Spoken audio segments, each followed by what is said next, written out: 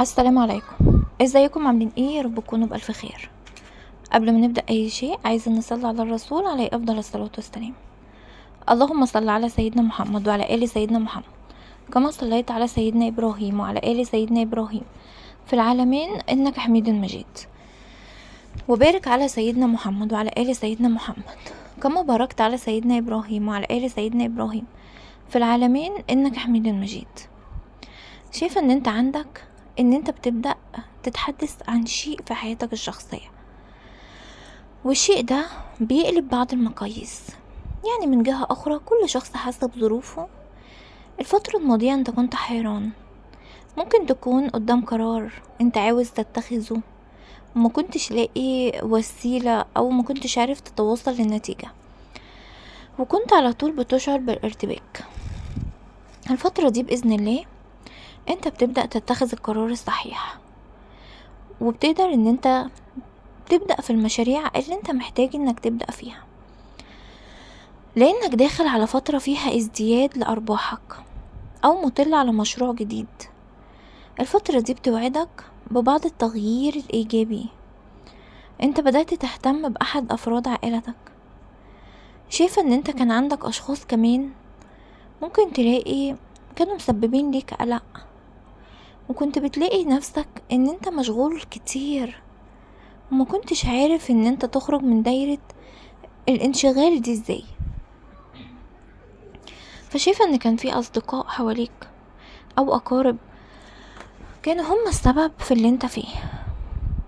في حدث حلو، الحدث ده بيخلي عندك قدرة على التعبير، لان الفترة دي بتوعدك بالافضل باذن الله.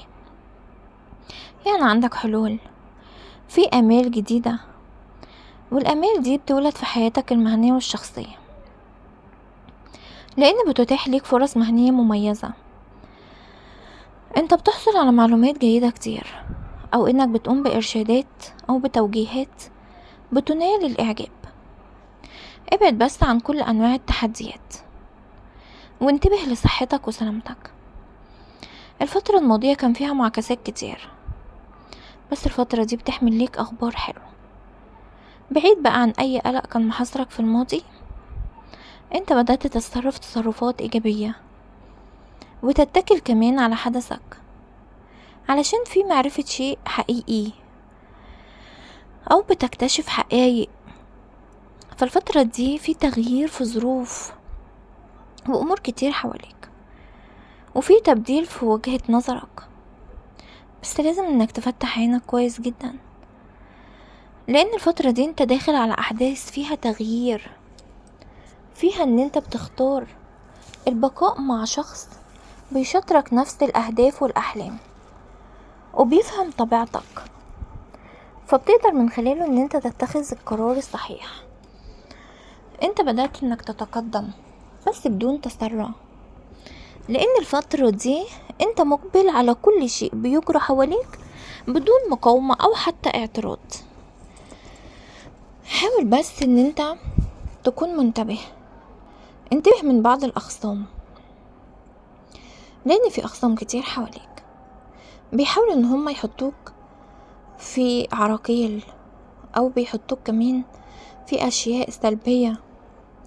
شايفة ان الفترة دي انت اتعلمت من خبرتك حاجات حلوة كتير، فبتقدر ان انت تلاقي الحلول الصحيحة في الوقت ده. وان انت عندك كمان انك بتبحث عن عقد او اتفاق. الفترة دي انت عندك كمان حدث، بس لازم ان انت تكون واقعي، لانك داخل على فترة فيها ان انت بتزداد ثقتك بالنفس، وده على اثر بعض الظروف اللي بتسمح ليك بابراز كفاءتك وابراز بعض الحقائق. انت عندك شيء جديد، وفي عندك كمان توجهات في حسن. شايفة ان الفترة دي انت بتصبح حليف، وبيهدأ الاوضاع حواليك. هتلاقي كمان ان كل المخاطر السابقة اختفت تلقائيا، لدرجة ان انت عندك مسائل مالية فيها نجاح وفي فرحة في الاوقات العذبة، وده بيترك اثر حلو كتير لبعض الاوساط. انت بتبدي اعجابك لبعض الاشخاص، فبتجيلك رسائل حلوة. شايفة ان الفترة دي بإذن الله انت عندك انتصار على كل المعوقات الماضية. بتبعد كمان عن اي شيء بيلهيك او اي شخص بيلهيك عن هدفك، لانك بتقدر تلفت الانظار ليك. في فرص حلوة، في مساعدة حقيقية بتتلقاها، في ان انت بتصبح اكثر استقرار، لانك بتميل للواقعية بعيد عن اي اوهام. بس لازم انك تكون حذر جدا وما تصدقش اي وعود وهمية. الفترة دي انت عندك انك بتعمل في مجال قوي كتير، فبالتالي بتلاقي حواليك اعداء اكتر، فده بيخليك ان انت تداري على نفسك شوية، او ان انت ما تعلنش عن اي خبر سعيد او اي خبر يخصك بمعنى اصح. الاجواء والظروف معاك مناسبة جدا، والفترة دي مناسبة جدا ليك علشان تقدر تحقق ارباح وتكتشف شيء جديد منعش ومشوق، لانك بتقضي وقت حلو، وقت طيب بكل الاحوال. انت جايلك اخبار حلوة وفي ظروف حلوة كتير، بس انت محتاج نصيحة، ومحتاج كمان ان انت تعمل في الخفاء بطريقة مخفية، لان الفترة دي انت محتاج للتفكير بعيد عن الاخرين. في بعض الاشخاص بيخلوك ان انت في النزاع، حاول انك تعالج اي نزاع سابق علشان تقدم لبعض الاقتراحات بقوة. الفترة دي انت عندك نقاش، في تسويات، في كمان قرار مالي، او في عملية شرائية واستثمارية مهمة جدا، بس لازم انك تناقشها بهدوء. مفيش شك ان المناخ معاك افضل بكتير من اللي انت مريت بيه في الماضي، فعلشان كده الفترة دي بتشجعك على انك تواجه كل المستجدات بروح ايجابية وحيوية كمان كبيرة، وقدرة على كسب التأييد وفتح اسواق النجاح، وده في كل المجالات. ان شاء الله الفترة دي انت مقبل على مشاريع مزدهرة، لانك مدعوم كتير، وبتقدر ان انت تؤمن ليك فرص قوية وحظوظ، فبتتلقى معلومات، والمعلومات دي جيدة جدا. المعلومات دي بتتعلق يا اما بمهنتك يا اما في وضعك المالي. المهم ان انت عندك مساعدة حلوة كتير جايلك وانت محتاج ليها بالفعل. شايفة ان انت بتبحث وبتساهم في خدمات حلوة انت بتشكر عليها. عايزة اقولك ان انت بتكون سعيد كتير، لان بدأت بالفعل بالتوازن في مجالك. انت عندك اتصالات حلوة او في مكالمة انت منتظرها الفترة دي، وانك بتلاقي نفسك محاط باشخاص بيتفهموا نمطك وبيكونوا حريصين جدا على ارضائك. بالاضافة كمان ان انت عندك انتقال بيلائمك وبيشجعك على اعتماد نمط جديد ومهمات مختلفة. انت بتقدر ان الفترة دي يكون فيها تحقيق نجاح اكيد، لان عندك مناخ رومانسي استثنائي، وان انت داخل على فترة بالفعل فيها مفاجآت حلوة، مبادرات جريئة ومميزة، لدرجة ان انت بيكون عندك ذهول. ان شاء الله انت عندك اجواء عذبة وصداقات مميزة كتير، حتى الاجواء العائلية معاك بتغمرك بالحنان وبتقضي اوقات طيبة.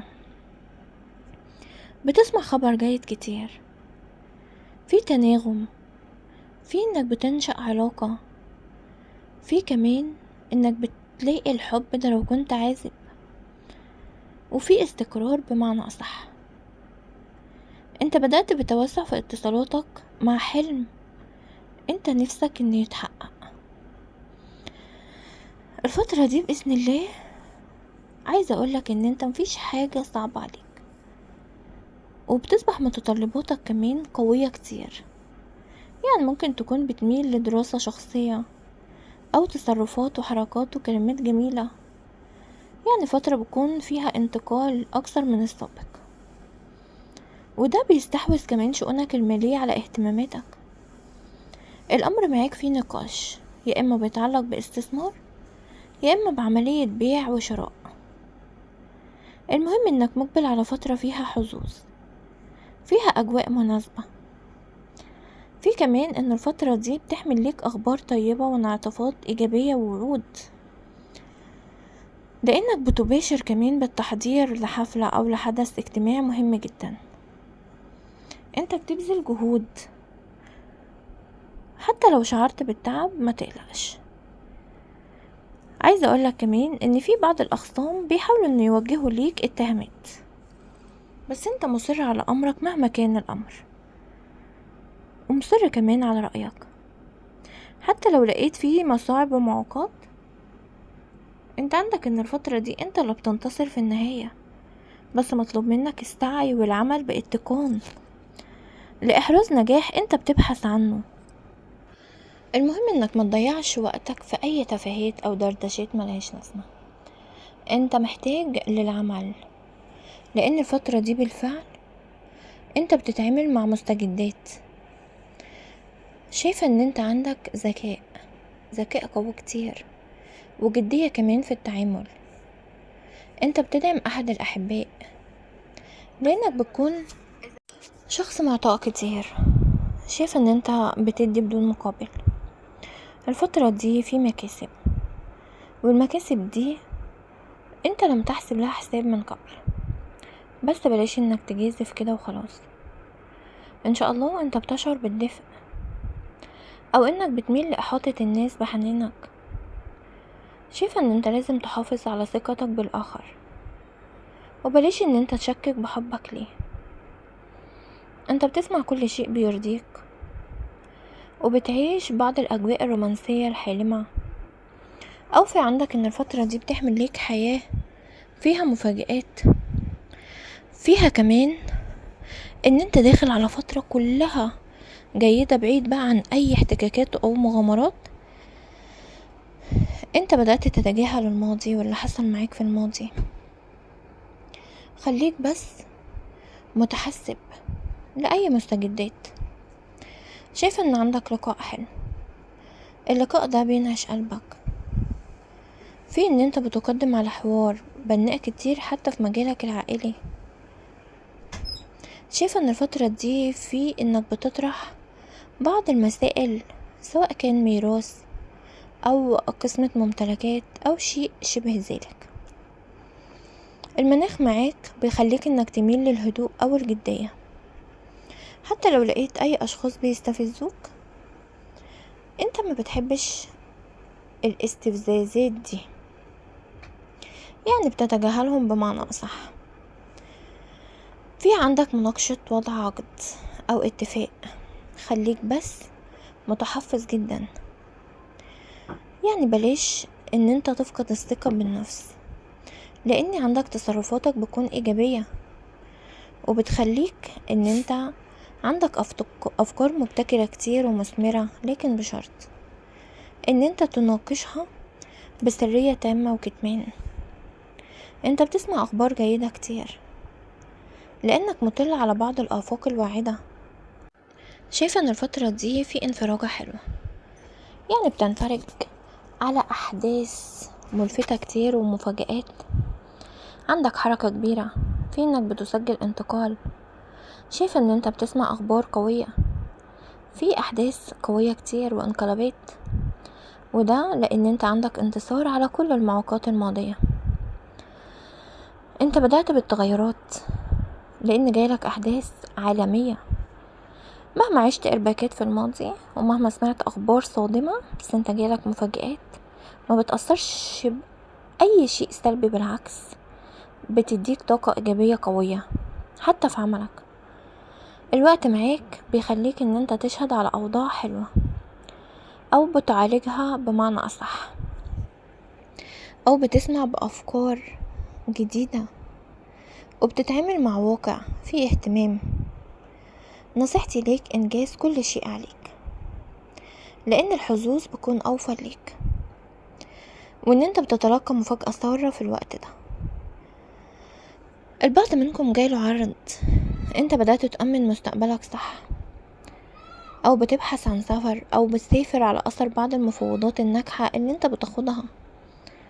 عندك كمان ان انت في هدف، والهدف ده بيخليك ان انت تغني في قدراتك وفكرك، بيوفر ليك مشاريع ثابتة، بيعزز ليك حيويتك، او بيخليك مقبل كمان على التغيير الاكيد،